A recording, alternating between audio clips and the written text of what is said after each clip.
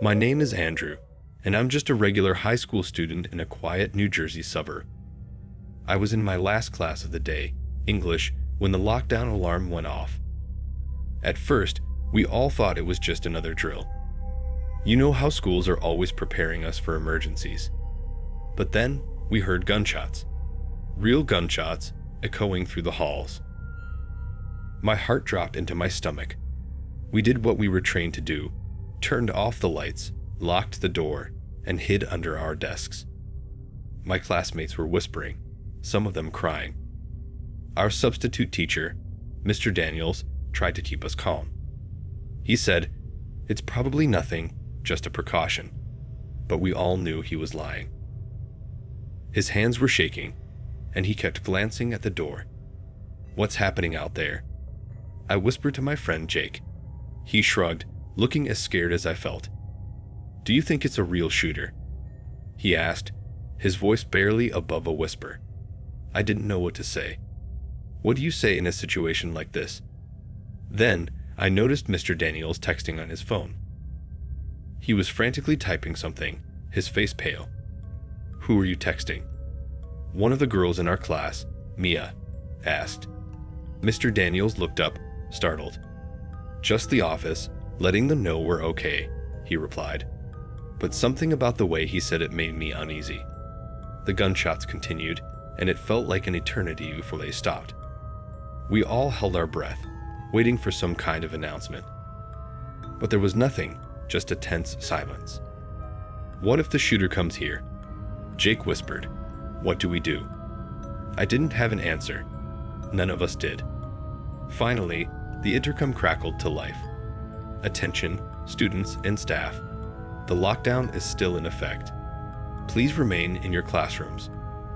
It was the principal's voice, but she sounded scared too. That was when I realized this wasn't just a drill or a false alarm. This was real. Mr. Daniels started pacing back and forth, muttering to himself. He looked different from the calm, collected teacher who had introduced himself that morning. Why did he even bring his phone? I thought, teachers aren't supposed to have their phones on during class, especially not substitutes. Something wasn't right. "Mr. Daniels, are we going to be okay?" Mia asked again, her voice trembling.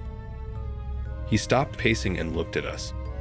"I don't know," he admitted, "but we need to stay quiet and wait for the police." His answer didn't comfort us.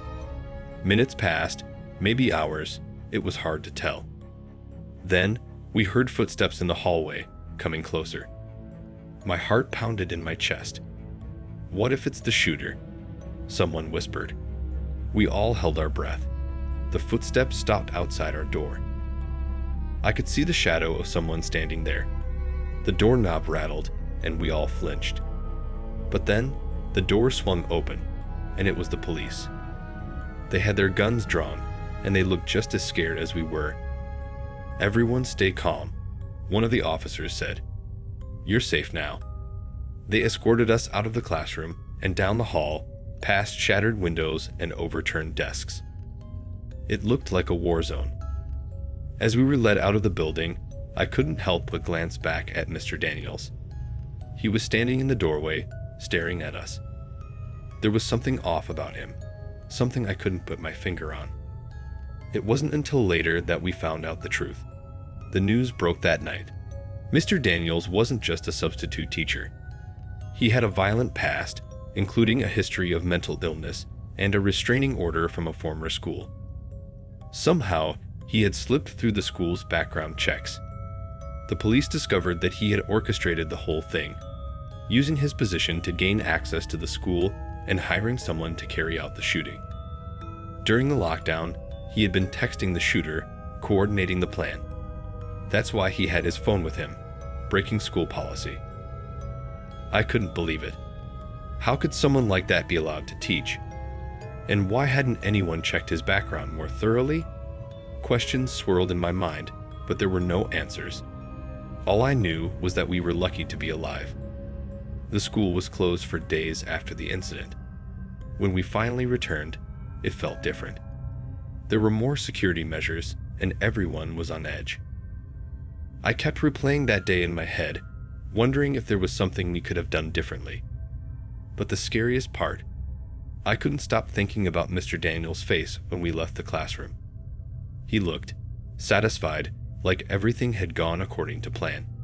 It still haunts me, even now. How could someone do something so horrible? And why did he choose our school? Those are questions I might never get answers to. The whole experience has changed me. I'm more cautious, more aware of my surroundings. And every time I hear the lockdown alarm, my heart skips a beat. I guess that's just the new normal. But I hope no one ever has to go through what we did that day. It's something I wouldn't wish on anyone.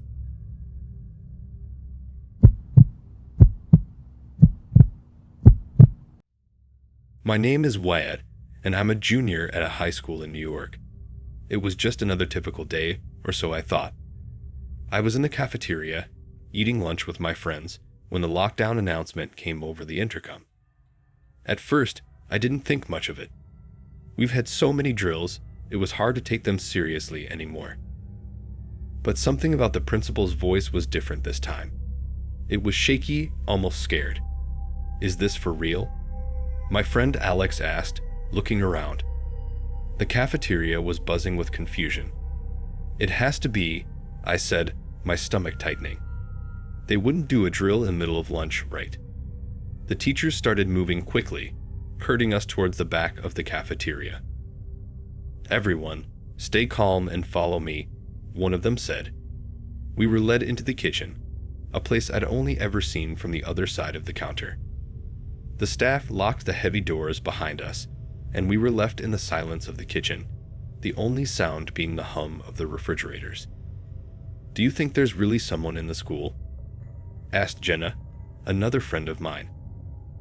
I don't know, I replied, trying to keep my voice steady. But deep down, I was scared. Why else would they lock us in here? We sat on the cold tile floor, our backs against the stainless steel counters. It felt like time was dragging on forever. What if they come in here? Alex whispered, his eyes darting around the room. We should be safe, right? Jenna asked, looking at the locked doors. I mean, no one can get in. The kitchen felt like a fortress, but the fear was real. The teachers had told us to stay quiet, but I couldn't stop my mind from racing. What if the intruder found a way in? What if they had a weapon? Why didn't we hear an alarm or something? I wondered aloud. Shouldn't there be more noise if something's happening? We all fell silent, straining to hear anything from outside. The minutes ticked by, and then we heard it, a faint sound of footsteps. They were slow, deliberate, and getting closer. My heart started pounding. Do you hear that? Jenna asked, her voice barely above a whisper. Yeah, I nodded, my mouth dry. What do we do if they find us? The footsteps stopped, and the silence was deafening. We all held our breath, not daring to move. I could feel my pulse in my ears, and every muscle in my body was tense. Should we try to hide? Alex whispered, looking around the room. But where could we go? The kitchen was full of metal tables and equipment, but there wasn't anywhere to really hide. Then, the footsteps started again, this time fading away. Whoever it was had moved on. I let out a breath I didn't realize I was holding. What if they're still close? Jenna asked, her eyes wide with fear. We just have to stay quiet and hope they don't come back, I said, trying to sound more confident than I felt. The wait felt endless. My mind kept going over every possible scenario. What if the intruder was armed? What if they had taken hostages? The not knowing was the worst part. Do you think they're gone?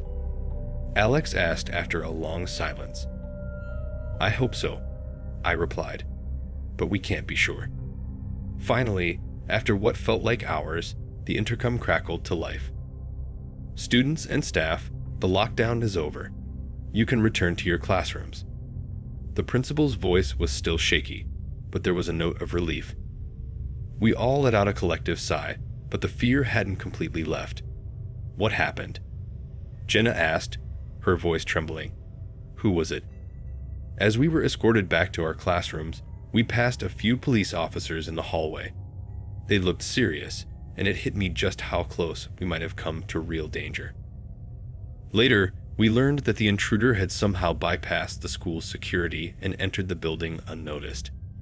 They hadn't hurt anyone, but the thought of how easily they had gotten in was terrifying. I couldn't stop thinking about it.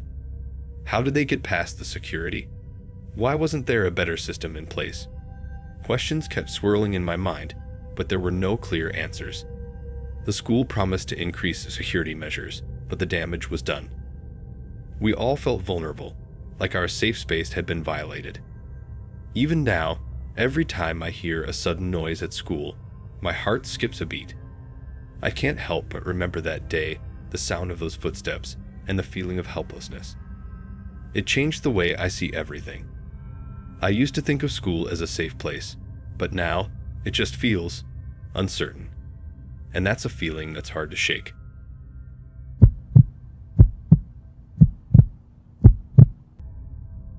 My name is Gabriel, and I go to a high school in Florida.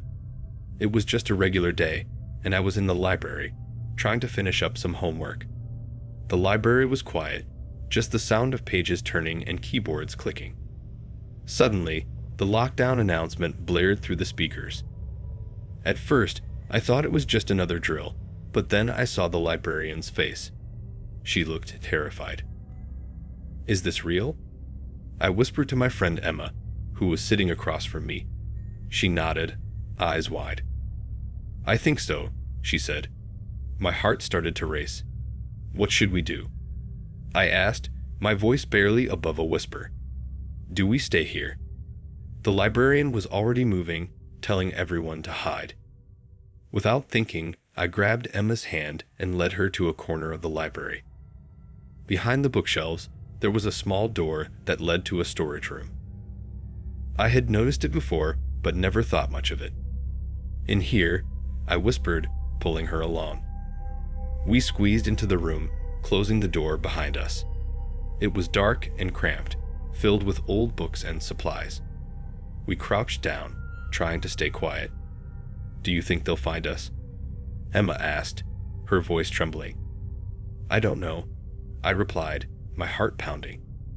But we have to stay quiet. We could hear the muffled sounds of other students in the library, trying to find places to hide. The air was thick with fear. Minutes felt like hours as we waited in the darkness. Then we heard footsteps. They were slow, deliberate, moving through the library. Is it the intruder? Emma whispered, her voice barely audible. I nodded, unable to speak. The footsteps got closer, and we could hear the faint sound of someone talking, maybe calling out commands. The fear was suffocating. Do you think they're armed? Emma asked, tears in her eyes. I don't know, I whispered back, trying to stay calm. But we can't let them find us. The footsteps stopped right outside our door, and my breath caught in my throat.